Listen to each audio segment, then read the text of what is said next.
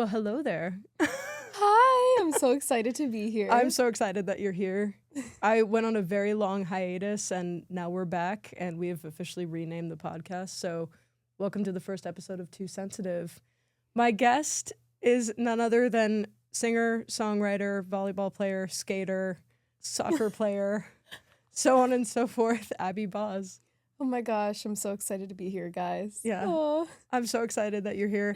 I swear that camera turns on and I turn into a different person. I'm like, and I'm official. I am on air. I talk like I'm on the news. So I think you sound great. oh, thank you. I appreciate that. I'm doing my best here. But yeah, I'm so excited to have you and thanks for agreeing to come on. Of course. Mhm. Any day, anytime. Anytime? Yeah. So we can just keep recording this? Yeah, forever. Sick. For those of you wondering how we met, I came across your Instagram profile and I reached out immediately. If I'm getting this right, you're a singer-songwriter, soccer player, volleyball player, marketing expert, skater, and surfer. I heavily related to this quality because I've always had a lot of interest. I've had a lot of trouble nailing one down. So do you find being so multifaceted to be a blessing or a curse? That's like such a hard question for me, and I think about this all the time. I would say it's both. I would say it's a big blessing in the case of I really get to try new things and, go skate and go surf and play soccer and play volleyball and do all the exciting things. I would say that it's also a curse, though. Yeah? Because, it's like not being able to focus on one thing is kind of the curse of it. Yeah. But I know that from the outside, people can be like, oh, that's so cool that you do so many amazing things. Yeah, I think for me, it's kind of like the fear of doing nothing because I want to do everything is kind of that one fear of mine. Yeah. Which I know won't come true, but it's kind of just like that crippling fear of like when you do everything and you're multifaceted, it's like, but you have to make sure you're also focusing on one thing. So it's kind of like a balance and things like that. But yeah, I think I've always kind of struggled with that over the years. Okay, I have a question for you, and I want to make sure I'm phrasing this well. Do you think having that many interests kind of overwhelms you, potentially, into a state of freeze?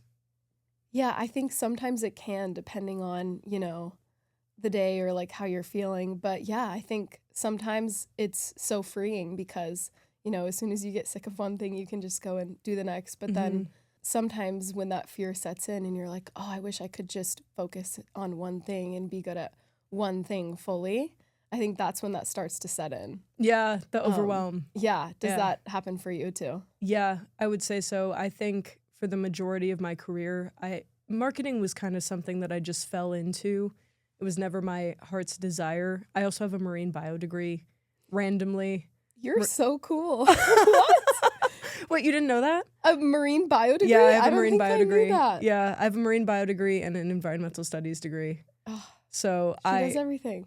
Yeah, when I was a teenager, I thought I was going to be a professor because I was fascinated by marine biology, ecology. I still am. But I started doing research projects in college and I was like, I don't want to do this for the rest of my life. This is not something that I want to pursue. And that kind of led me into that's not even a quarter life crisis. I was 20 at the time, but I had a career crisis. Oh. And I was like, oh, what am I going to do for the rest of my life? And when I got out of college, because it was too late for me to change my major at that point, it's like, let me just see it through. I already started it. So by the time I actually finished, I just kind of fell into marketing. I had a friend who helped me build a resume, and I wanted to do something creative. Throughout that career, I always felt like I wasn't pursuing my passion, but I had a really hard time nailing down my passion because I had so many different interests. So that's where the overwhelm comes in because I was like, well, I could do this or I could do this.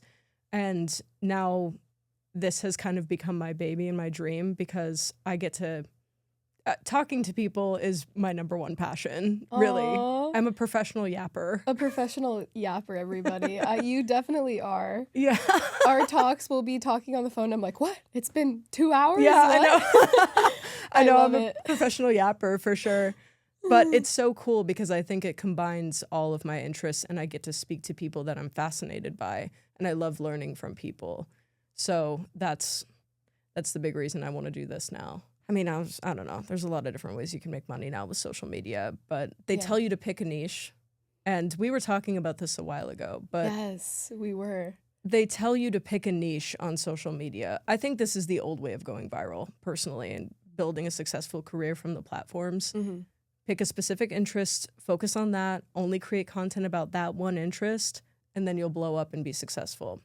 That's still a way that you can be successful, but that's not who I am. Yeah. I'm like, no, I want to build a brand off of my personality, not exactly. Not what I do that I'm like slightly above average at. No, seriously, and same. Like even in music, they tell you to kind of pick one niche, pick one genre, and it's like I can't pick one genre. Like 1 minute I'm sad and I'm doing a sad indie pop song, the next I'm doing an upbeat EDM song, the next a rock song. So it's just kind of one of those things where they tell you to kind of fit in one box, and if you don't fit in, you won't make it in the business. But I think that's kind of where creativity comes in, is when people can do multiple genres and kind of have that balance of different genres, different types of music, sad, happy. Oh, yeah. And I like it. I love it. So I think people are starting to change and fall in love with the human being behind the social media. So yeah, I really think that it's changing, and that's a great thing too. Yeah, I think so too. I mean, every successful artist nowadays has, I mean, half of their album is upbeat, if we're talking about the pop girls, right? Yeah. Half of their album is upbeat. The other half is like sad girl. Yes. It's very sad girl vibes. It's still pop, I suppose. You could fit it all into the pop genre, but I like how multifaceted these artists are becoming. Chaperone's new song, Subway, have you heard? Yes, I Oh my did. God, it's so good. I love that song. It's But amazing. when that song came out, I don't pay super close attention to these things. Honestly, I probably should. I should have more of an eye on pop culture. But when that song first came out, I was like, oh, this must be an old song of hers, because she used to do ballads like that before she released her first album. And that was kind of the first energetic pop girl vibe. And then I noticed that she released it really recently, and I was like, oh shit, I was super wrong about this. But it's the same kind of thing. It touches on what you just said. And then her song, The Giver, is kind of country. So it's a little all over the place. Yeah. And look at how successful she is. That's not stopping her. No, not at all. I mean, she's insanely successful. I also love how she is just so herself all the time. Oh my God, like, yeah. People go and try to talk to her in public, and she's like, no, get away from me. No. Like, I actually love that. I think You it's do? so funny. Yes, I do. I love how she just tells everybody to fuck off. I think it's hilarious. It is. And it's so her. Yeah. That's her personality, and it shines through, and I love when artists do that. And Yeah. It's her personality in a sense. I also think, this is just my own opinion, call it controversial, whatever, but I think if you release music or any type of creative, if you're in some type of creative outlet and you're releasing a product, so to speak, especially one that's that catchy, I mean, I'm sorry, but Hot to Go is just fantastic. It's hot to go. It's really a great is. song, and it's so catchy. It's like a pop anthem. And Pink Pony Club, all of her, Good Luck Babe, all of these huge hits are quintessential pop. They're kind of scientific. They're not even kind of. They're scientifically proven to pop off. That's what people get addicted to. When you engineer music like that, you have to realize that that comes with the risk of really insane levels of fame. If you don't want to be that famous, don't release songs like that, in my personal opinion. See, I don't know, because of course when you're an artist and there's, a chance that you're going to blow up, you think about that. But I think it's so different when you actually do blow up. Yeah, that's true. It's such a shock, and it takes so long for them to realize and deal with that change, because you can't even go to Erewhon or Erewhon. All right. You can't. We clearly live in Los Angeles, if you just made that reference. You can't go to Erewhon to get groceries. You can't. You might be able to go to Erewhon. You definitely can't go to Ralph's down the street. You can't go to Ralph's. You might be able to go to Erewhon, but Yeah, there's a lot of paparazzi photos of people coming out of Erewhon. There is? Okay. Yeah. So maybe you can go to Erewhon. Yeah. But yeah, I mean, it's just so different. You can't go to a bar. You can't go out and do things without, people running up to you and asking for photographs and things like that. I think it's just really shocking, and it takes so long. Even, I know Justin Bieber really struggled with it when he was growing up and things like that, where I really think, yes, someone who's ready for it, they know that that's a risk, but I don't think anyone could be ready for something like that. That's true. I'm like, hang on, let me be a little more empathetic. Let me dial it back a little bit. But yeah, I mean, I say anything in theory is different than anything in practice. So you could think, yeah, this is a possibility. It's probably very cool for the first few times it happens to you. And then you're like, well, I can't live my life. Your right to privacy goes out of the window, which can be a little dehumanizing as well. Yeah. That level of fame scares me. I can't imagine not being able to leave my house because I get stir crazy. And the stalkers and all the other things that you have to deal with people suing you, it happens all the time to people like that. So yeah, you can be as ready as possible, but I think too, if you were in their shoes, I think you would feel the same way. Yeah, I get it. She was getting a lot of heat when the videos of her being so rude to fans was coming to the surface. I think it's so funny. I love her. And I mean, I adore her too. I understand both sides. Obviously, I just gave the devil's advocate argument of like, well, you kind of signed up for it, which in a sense she did. I still hold myself to that. But totally, when you start to get a little bit of success, people will hate you no matter what. You could be the purest person in the world. If you start to get a little bit of success, you'll notice these haters coming out of the woodwork. Yeah, they can come after you for anything at all. I saw this video the other day, and hopefully I don't butcher this quote, but it was one of my favorite business women. Her name is Cody Sanchez, and she was saying there are two types of haters that will come after you. It's people who have done less than you and people who are afraid you're about to do more than them. I really like that quote. Yeah. I would agree. Yeah. There's always going to be haters no matter what you're doing. And, It's true. It comes from jealousy. So maybe it's a good thing that you have haters. When I start getting hate comments on videos, I'm like, all right, I must be doing something right. Exactly. And even JoJo Siwa, I think, is just so smart at what she does. I think that's on purpose. Yeah, she releases music for the hate because guess what? The haters are still listening to her music.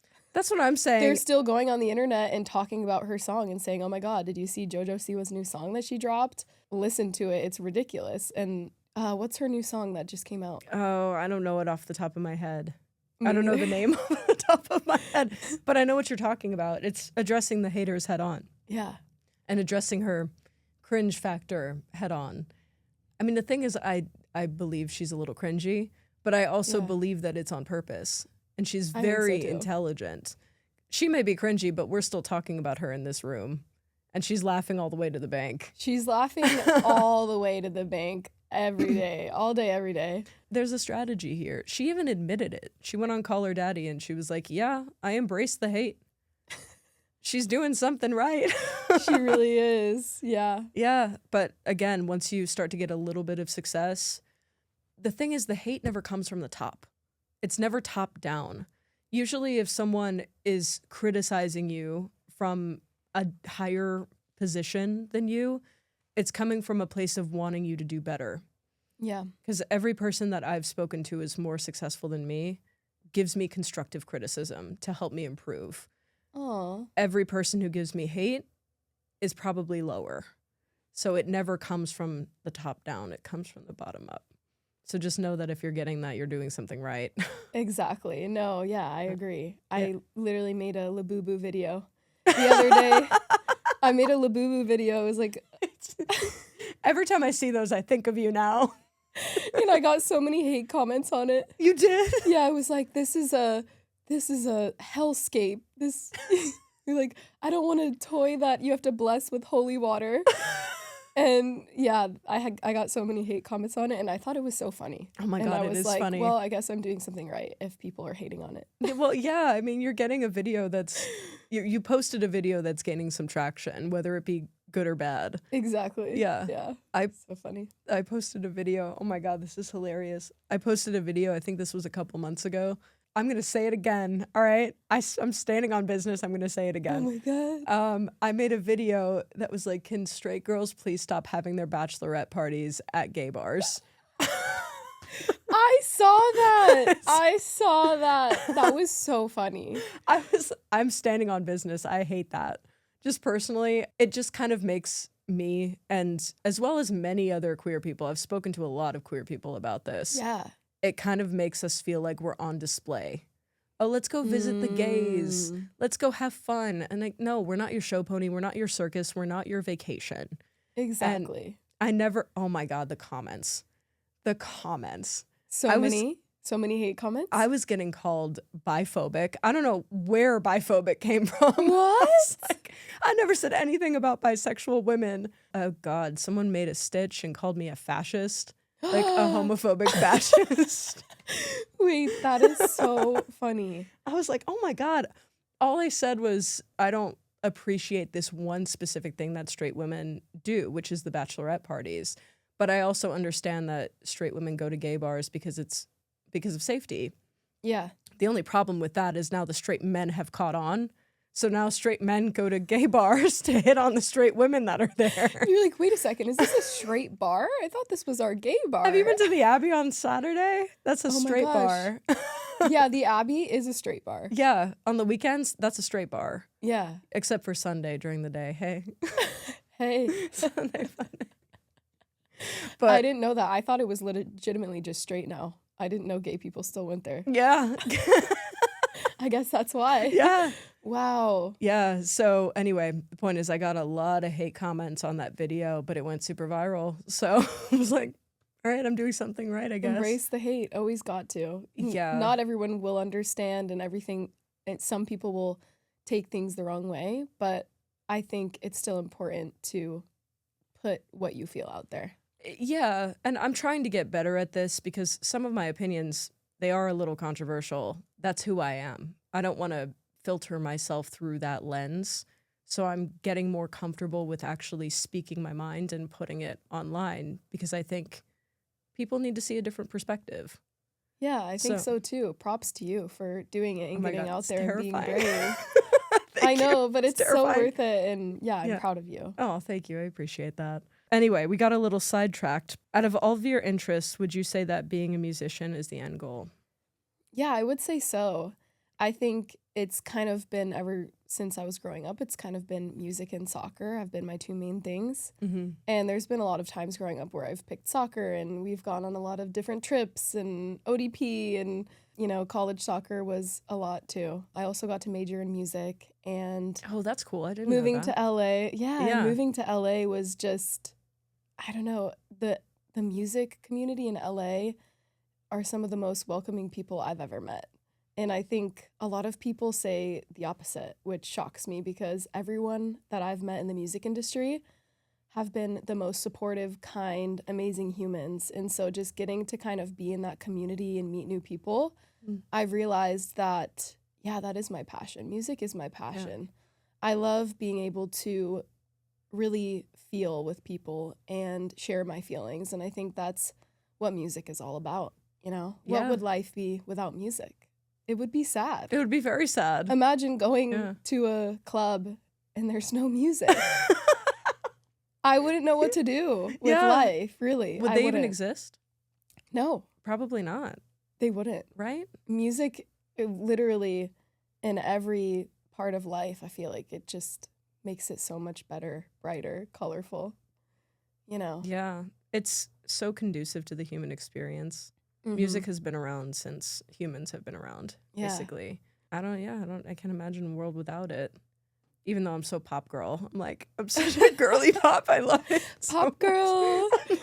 I'm pop girl too. I mean, I think a lot of people are pop girl right now. But, and I'm kind of digging the kind of 2000s music and look and vibe that's going on, Oh, yeah. we literally went in full circle. Like people are Mhm. wearing full 2000s outfits Oh, right it's now. so true. Yeah. And music. Everybody is into rock, pop Mhm. rock right now, and I kind of love it. I dig it. Yeah. Oh my God, I'm such a pop punk fan.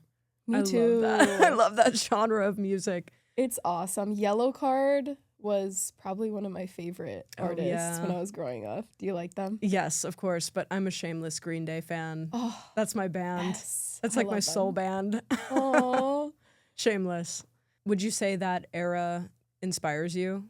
I would say, yeah. Avril Yeah. Lavigne was probably one of the most inspiring people when I was growing up. I loved her. Yeah. Yeah. I think the most inspiring artists to me have been Chelsea Cutler.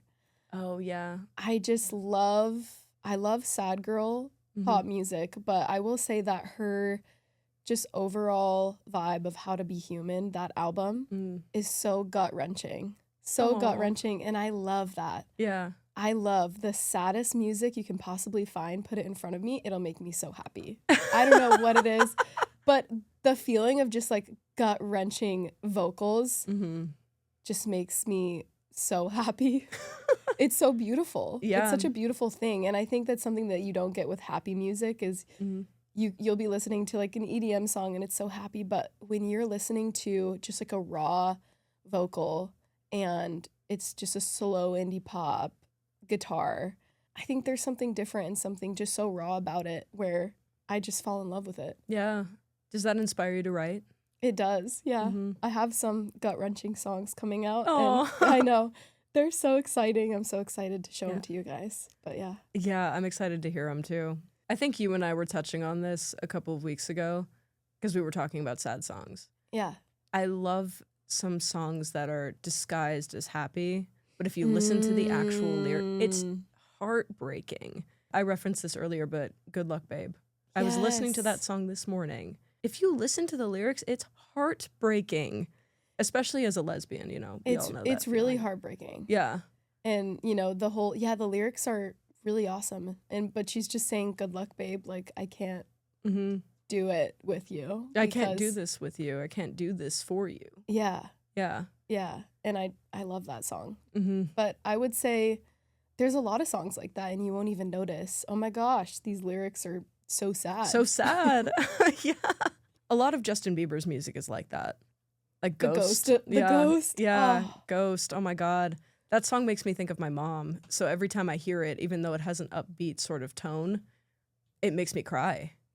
Because he's talking Yeah. about how much he misses.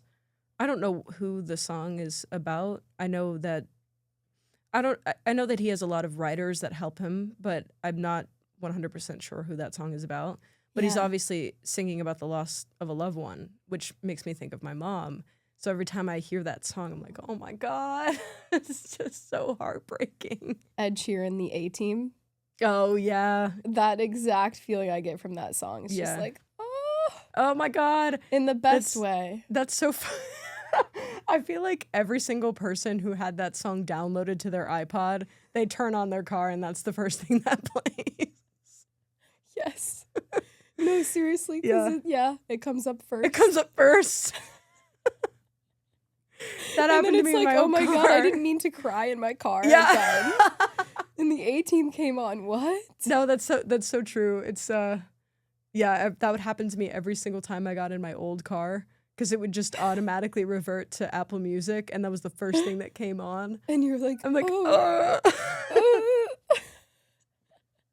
So God, funny. I love that album. I love Give Me Love. That's one of my favorite songs of his. It's beautiful. Mm-hmm. You can just feel his rawness in the vocals too. Mm-hmm. Yeah. God, I love musicians like that.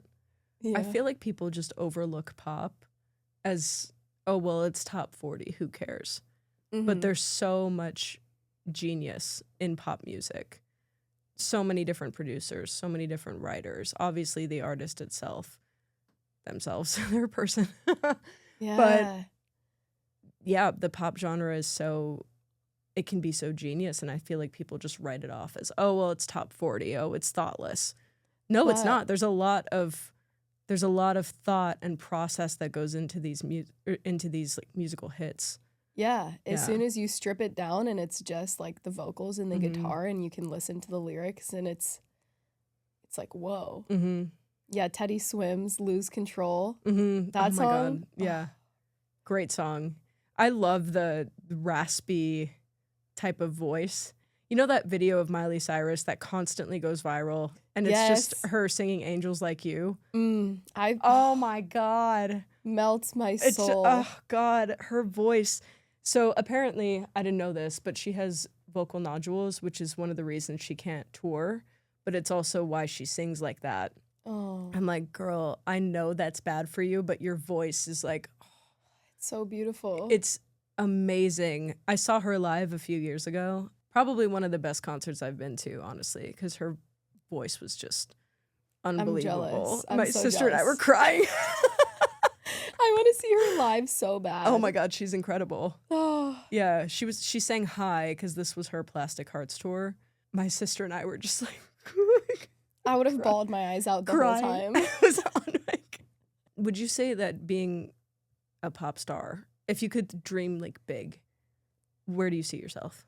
Yeah. I mean, I don't know. That's so scary because I don't know if I would want to be super famous. Mhm. It's so hard to know what it would feel like when it happens. And everybody who it happens to is like, I wouldn't wish this for anyone. Yeah.